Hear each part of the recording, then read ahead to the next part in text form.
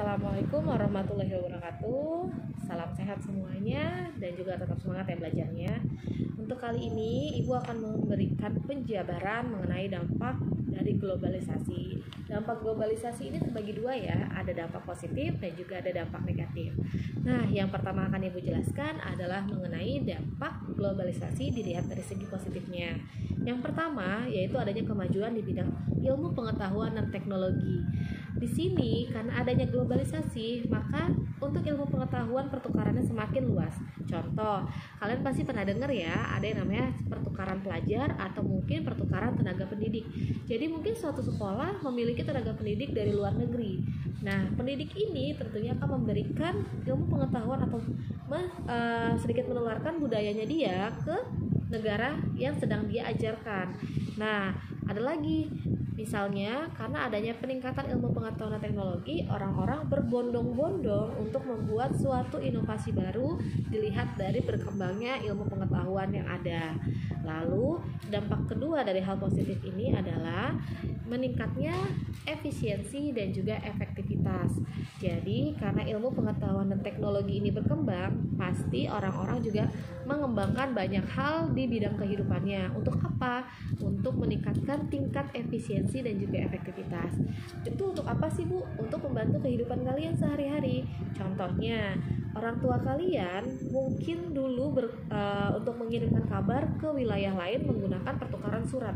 Itu sangat lama ya. Mungkin saat ini nulis surat, kemudian dikirimkan selama 1 minggu, dibalas kembali pengirimannya 1 minggu. Coba bayangkan, pasti informasi yang diberikan tidak selalu update, dan juga pasti informasi yang diberikan tidak secepat penyebaran informasi saat ini.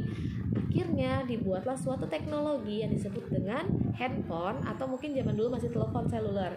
Nah, jadi telepon ini digunakan untuk saling berkomunikasi jarak jauh, tapi dengan durasi waktu yang lebih singkat. Jadi saat ini Ibu berbicara kepada kalian, informasi yang Ibu sampaikan langsung tersampaikan, dan kalian bisa menyerap informasi itu serta memberikan feedback kembali ke Ibu. Lalu yang ketiga, dari segi positifnya lagi, kalian bisa melihat perekonomian suatu negara semakin meningkat. Contoh, nih di Indonesia sudah mulai ada yang namanya perdagangan bebas menggunakan platform atau menggunakan aplikasi tertentu. Contohnya apa Bu? Shopee ya. Nah, jadi gini, mungkin kalian saat ini memiliki salah satu kerajinan tangan yang bisa dijual. Misal, ada dari di antara kalian yang bisa membuat batik ya, membuat atau corak seperti ini nih, kerudung untuk corak seperti ini. Awalnya kalian hanya membuat seperti ini dan dijual ke tetangga kalian, tapi pasti pendapatan kalian hanya di situ-situ aja kan. Nah, karena kalian akhirnya bisa menggunakan aplikasi untuk menjual ke luar negeri, akhirnya pendapatan kalian pasti meningkat. Kenapa? Karena kalian bisa mengekspor barang ini. Seperti itu. Bu, kenapa bisa meningkat? Pertama, mungkin akan ada investor yang akan membantu dari perekonomian ini. Investor ini adalah penanam modal agar kita bisa membuat modal yang kita terima ini menjadi bahan produksi yang kemudian dijual kembali dan menghasilkan laba atau keuntungan. Setelah ada investor asing, yang kedua pasti produksi semakin meningkat. Karena produksi semakin meningkat, maka daya dagang juga harus meningkat. Maka daya dagang ini bisa meningkat dengan cara kalian menjual tidak hanya ke satu pangsa pasar, tapi bisa ke pangsa luar negeri juga. Yang keempat, nah ini bisa kalian lihat dari segi kerjasamanya. Karena kalian akhirnya sudah dapat investor, kalian memproduksi dengan daya yang lebih tinggi lagi, dan kalian membuat metode dagang yang bervariatif menggunakan aplikasi. Kalian tentunya bekerja sama. Kenapa? Karena kalian perlu orang lain yang akan menerima barang kalian di luar wilayah kalian. Seperti itu ya. Lalu yang keempat, meningkatnya taraf hidup masyarakat. Nah, kenapa bisa meningkatnya taraf hidup masyarakat? Karena dalam kondisi ini sudah dibahas ya, tadi bisa meningkatkan ekonomi. Dalam kondisi ini setiap orang akhirnya bisa membeli kebutuhannya yang dia perlukan, dan juga tentunya dia bisa melakukan usaha secara mandiri atau rumahan yang dapat membantu meningkatkan pendapatan rumahnya. Nah, makanya meningkatkan taraf hidup masyarakat. Lalu dampak positif yang kelima, komunikasi semakin cepat dan mudah. Tadi ya yang seperti Ibu bilang, kalau zaman dulu mengirim surat melalui pos bisa 1 minggu dan balasannya 1 minggu kemudian, tapi kali ini kalian sudah bisa menggunakan telepon seluler. Nah, telepon seluler ini adalah alat yang bisa membantu kalian berkomunikasi dengan cara lebih cepat dan juga tentunya memberikan informasi secara lebih luas. Lalu dampak positif yang keenam, berkembangnya dunia pariwisata. Udah kenal dong ya, Indonesia ini terkenal dengan daerah-daerah pariwisatanya yang sangat banyak. Nah, Bu, itu memang bisa dimanfaatkan? Bisa, karena setiap orang membutuhkan liburan dan liburan ini tidak mengenal usia, jenis kelamin, bahkan kewarganegaraan. Contohnya kita terkenal dengan Lombok, lalu ada Bali, Danau Toba, dan masih banyak lagi ratusan tempat wisata di Indonesia ya. Nah, hal inilah yang menarik perhatian orang-orang baik dalam negeri secara domestik maupun dari luar negeri. Nah, jadi orang-orang ini akhirnya datang ke tempat pariwisata. Memang bisa menghasilkan, Bu? Bisa kalau pengelolaan pariwisatanya baik dan benar. Contoh, misalnya di daerah Bali disediakanlah penginapan, disediakanlah restoran untuk nanti turis mencari makan, dan juga disediakan alat-alat fasilitas kesehatan seperti rumah sakit, klinik, atau taman dan lain sebagainya ya. Pasti akan menarik perhatian masyarakat. Kalau pengelolaannya benar, maka untuk di bidang pariwisata ini tentunya pasti akan berkembang. Lalu yang nomor 7, nah, perkembangan alat komunikasi dan keterbukaan informasi. Kalian semua pasti punya handphone dong. Di sini, zaman dulu itu handphone tidak seperti sekarang. Mungkin kalian bisa membuat video call, atau mungkin kalian akhirnya update status ya. Pasti ada nih update status nih. Update status di Instagram, Facebook, mungkin yang lebih simpel melalui WA. Akhirnya apa? Orang lain bisa melihat aktivitas kalian. Orang lain akhirnya mengetahui kalian. Oh, ternyata Bu Asri hari ini sedang mengajar. Kenapa? Bu Asri lagi bikin video dan menguploadnya ke YouTube. Seperti itu. Dan juga untuk perkembangan alat komunikasi ini semakin lama semakin berkembang. Dulu handphone hanya bisa telepon dan juga SMS ya. Nah, lalu berkembang punya kamera. Kita bisa kirim foto melalui MMS namanya. Nah, belum pada lahir kan? Coba tanya orang tua kalian, MMS itu apa? Lalu setelah makin berkembangnya zaman, dimulailah ada yang namanya aplikasi-aplikasi chat selain SMS yang lebih hemat karena memakan kuota saja. Dulu ada namanya BBM atau BlackBerry Messenger. Lalu berkembang lagi seperti sekarang, kamera sudah ada di depan, tidak hanya di belakang saja. Jadi kalian bisa menggunakan video call untuk menghubungi saudara kalian atau kerabat kalian atau mungkin teman kalian yang jauh dari kalian.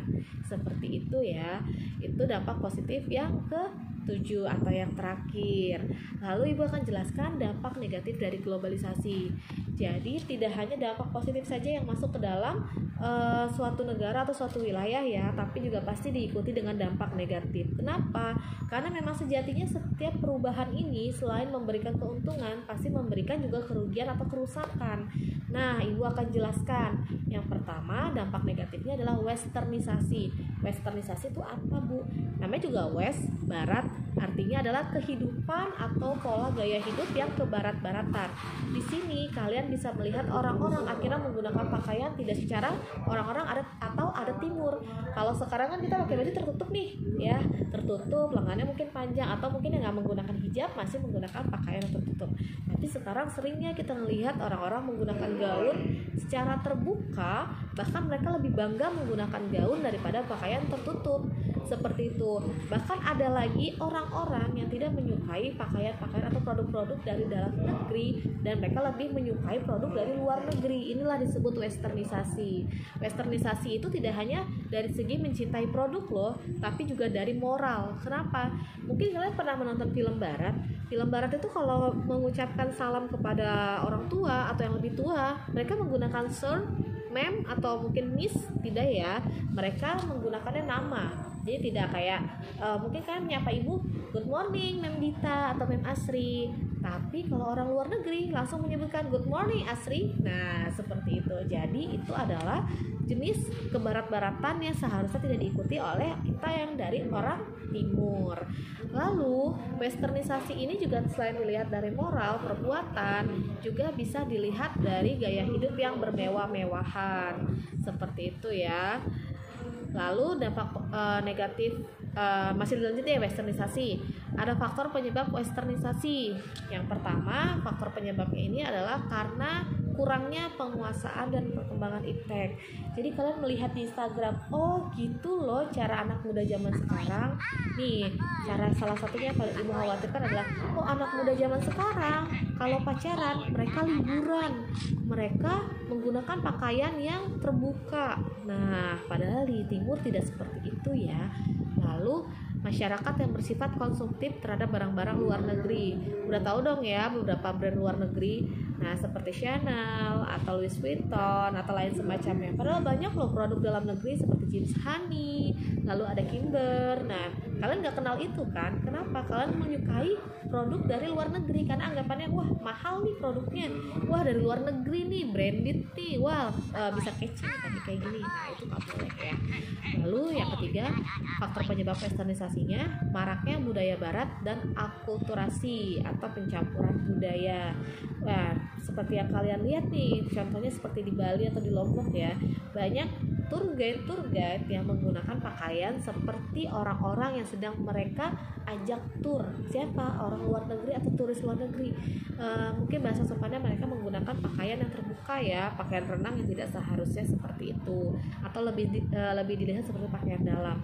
Akhirnya tour guide-nya sama pakai pakaian yang seperti itu enggak boleh. Kenapa? Karena itu adalah menghilangkan jati diri kita sebagai orang timur dan menggunakan budaya atau kebiasaan mereka berpakaian. Lalu yang keempat, kurangnya kesadaran masyarakat memilah budaya atau memilih yang mana baik, yang mana buruk. Untuk baiknya kayak gimana Bu? Baiknya adalah sikap bekerja kerasnya. Yang buruknya yaitu menghilangkan sifat ketimurannya. Lalu munculnya keinginan untuk mencari kebebasan. Dan yang keenam, meniru gaya berbusana, rambut, serta gaya hidup yang kebarat-baratan. Nah, kalau dampak positifnya dari westernisasi ada nggak Bu? Ada. Yang pertama bisa menguasai iptek. Kenapa? Karena ilmu pengetahuan mereka lebih maju daripada kita.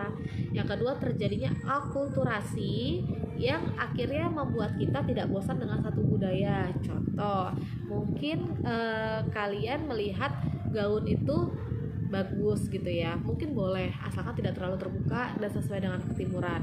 Tapi bisa dipadu-padankan dengan yang lain, bisa. Kalau gaunnya mungkin dipadu-padankan dengan corak batik, nah itu boleh ya.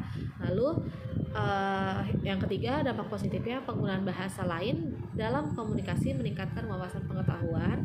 Yang keempat, munculnya ide baru yang dapat membantu kemajuan ilmu pengetahuan dan teknologi. Dampak negatifnya westernisasi ada. Yang pertama, lunturnya jiwa nasionalis atau jati diri bangsa. Oh, saya lebih menyukai sifat kebarat-baratan. Nah, itu nggak boleh ya. Lalu yang kedua, melunturkan semangat cinta akan bangsa dan budaya sendiri. Yang ketiga, gaya hidup yang bersifat konsumtif. Karena apa? Konsumtif dalam hal ini mungkin orang barat sendiri sebenarnya nggak konsumtif, tapi kita yang pengen banget kayak mereka akhirnya membeli barang-barang atau membeli segala macam alat-alat yang ingin menyerupai mereka, jadinya konsumtif ya. Lalu mencari segala sesuatu yang instan. Nah, siapa nih yang suka makan mie instan juga nih, kebarat-baratan banget ya. Lalu budaya barat yang dikenal dengan konsep liberalisme. Liberalisme itu apa? Liberalisme itu adalah kebebasan individu yang diperbolehkan. Seperti apa? Kalian boleh pakai pakaian terbuka, kalian boleh untuk maaf ya LGBT gitu. Nah, itu nggak boleh ya, itu kebarat-baratan. Sedangkan di timur sangat menjunjung yang namanya adat istiadat dan juga moral. Lalu itu tadi westernisasi. Dampak negatif yang kedua dari globalisasi. Jadi westernisasi selesai ya. Nah, dampak kedua dari globalisasi ada demoralisasi, atau dimana moral menurun dan tidak seperti nilai atau moral yang ada di wilayah timur. Nah, bagaimana nih? Mungkin kalian pernah melihat guru kalian menilai dari segi sikap. Nah, itu adalah salah satu bentuk penilaian moral ya. Kalau kalian seandainya nih, oh kalian datang ke sekolah rambutnya dicet, nah itu gimana? moral kalian tidak benar. Kenapa? Karena sesungguhnya pelajar yang benar tidak boleh menggunakan yang aneh-aneh di tubuhnya. Layaknya seorang pelajar harus seperti seorang pelajar. Ada lagi moral yang gak bagus, seperti kayak gimana? Pergaulan bebas, narkoba, minuman keras, dan lain sebagainya. Bu, itu emang dari globalisasi? Iya. Nah, kalian pasti sering ya nonton film-film barat atau mungkin film-film luar negeri, kan banyak kayak adegan-adegan yang tidak sepantasnya dilakukan oleh pelajar. Tapi di wilayah mereka atau di wilayah barat itu hal yang biasa. Akhirnya apa? Kalian penasaran, kalian ikutin. Nah, gak boleh, karena apa? Melunturkan nilai agama dan juga nilai moral. Itu demoralisasi. Lalu dampak ketiga, dampak negatif globalisasi yang ketiga adanya kesenjangan sosial ekonomi. Pernah dengar kalimat yang kaya makin kaya, yang miskin makin miskin? Nah, ini adalah akibat dari globalisasi. Kenapa? Mereka yang mampu memegang globalisasi atau mampu berjalan seiring globalisasi, mereka adalah orang-orang yang dikatakan berhasil dan mungkin dikatakan sebagai si kaya. Tapi orang-orang yang tidak bisa mengikuti arus globalisasi, biasanya mereka tertinggal dan tidak dapat meningkatkan taraf hidupnya. Akhirnya mereka disebut si miskin. Inilah ada kesenjangan ya, ada si kaya, ada si miskin jauh. Lalu selain itu bisa kalian lihat lagi ada dampak negatif dari globalisasi, yaitu kriminalitas. Kalau tadi ibu sebutkan kesenjangan sosial ekonomi ya, seperti ada si kaya si miskin, udah pasti dong kalian bisa mikir, oh ya pasti si miskin akan mencuri dari si kaya, atau si kaya akan berlaku semena-mena terhadap si miskin. Kriminalitas yang bagaimana bu? Mungkin si kaya akan melakukan tindak korupsi, melakukan tindakan semena-mena seperti melakukan penganiayaan terhadap orang-orang menengah ke bawah. Nah, orang menengah ke bawahnya kriminalitasnya gimana bu? Bisa pencurian, bisa melakukan penipuan dan lain-lain semacamnya ya. Lalu selain kriminalitas, dampak negatif lainnya ada pencemaran lingkungan. Nah, di sini kita lihat globalisasi salah satu bentuk yang nyatanya adalah pembangunan atau perusahaan besar yang menduduki wilayah kita atau di Indonesia, seperti pabrik-pabrik ya. Kalau kalian pergi ke Cikarang, mungkin kalian bisa ngeliat, wah ada tempat yang dikhususkan untuk mengaliri atau tempat aliran limbahnya. Tapi kalau lama-kelamaan itu limbah gak diolah kembali atau dihilangkan atau dibuang, pasti lama-lama dapat mencemari lingkungan. Ya, asapnya juga bisa mencemari lingkungan. Lalu dampak globalisasi yang selanjutnya secara negatif, yang keenam, kenakalan remaja. Ada vandalisme. Vandalisme itu apa bu? Perusakan alat-alat atau sarana prasarana umum. Contohnya coret-coret tembok nih, siapa nih yang suka coret tembok? Yang suka nyoret-nyoret meja? Nah, itu nggak boleh, itu namanya vandalisme ya. Lalu ada tawuran, nah jangan ya. Itu dia, itu adalah dampak negatif dari globalisasi. Nah, itu adalah dampak-dampak yang sudah ibu jelaskan mengenai globalisasi. Silakan kalian tonton video ibu, boleh dicatat juga bila ada pertanyaan silakan. Dan juga nanti akan ibu jelaskan mengenai upaya dari menghadapi globalisasi. Sekian materi dari ibu, terima kasih. Wassalamualaikum.